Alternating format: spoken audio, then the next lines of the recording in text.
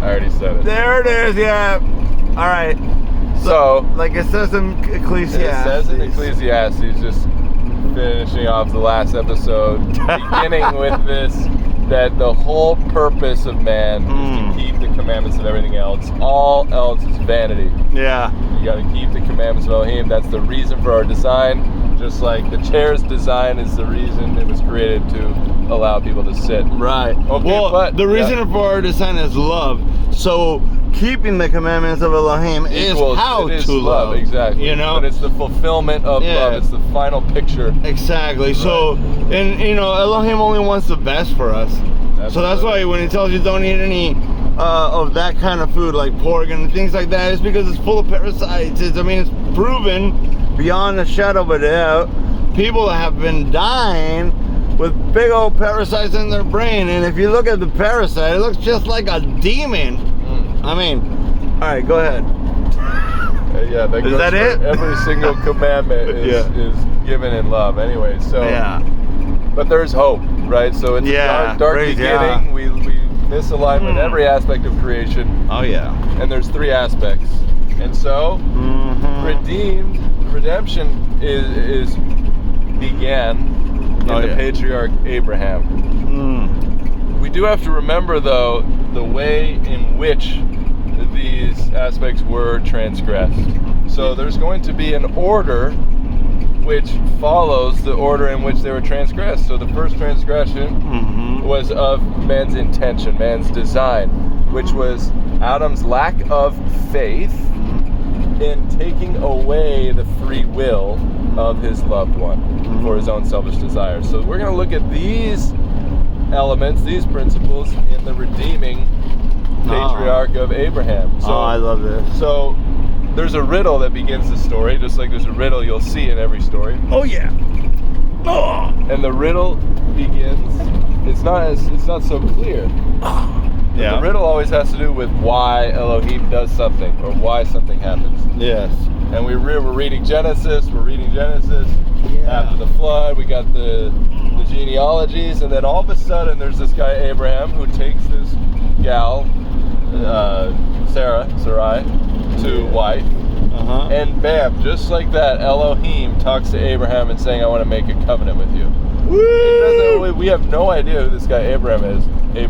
Up to this point in the story. So why specifically does Yah choose Abram? Well, we have to look at we have to remember the riddle in the first story, and we have to look at, okay, what are Abraham's characteristics that perhaps resemble this riddle? Yeah. So there's a clue later in the story of Abraham when he and Lot have much plunder, and there's so much stuff that there's no room for both of them in the land.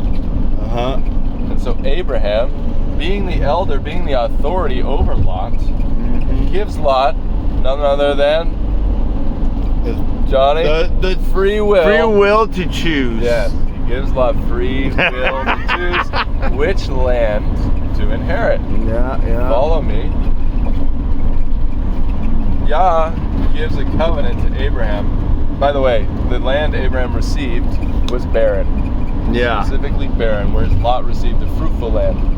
And Yah's covenant with Abram had to do with seed and land. Yeah. Guess what else Abram received that was barren? The wife, which resembles the seed. Yeah. So Abram received barrenness in land from allowing Lot free will, and he received a barren wife, which, following the pattern, we can presume was received in him giving his brother Nahor free will to choose the wife.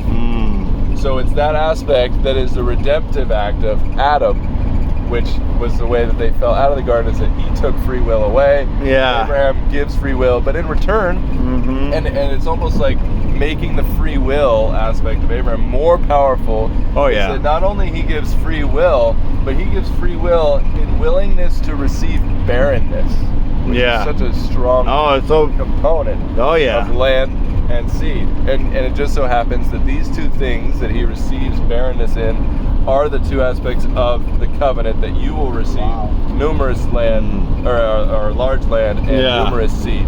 I love it. So it's a beautiful picture. Oh yeah, There's one more gorgeous aspect to this picture of Abraham. Is that, remember, the reason that Adam added onto the commandment, which resulted in the transgression of the commandment. Sure. Was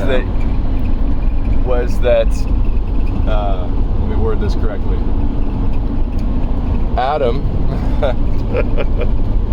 Adam's own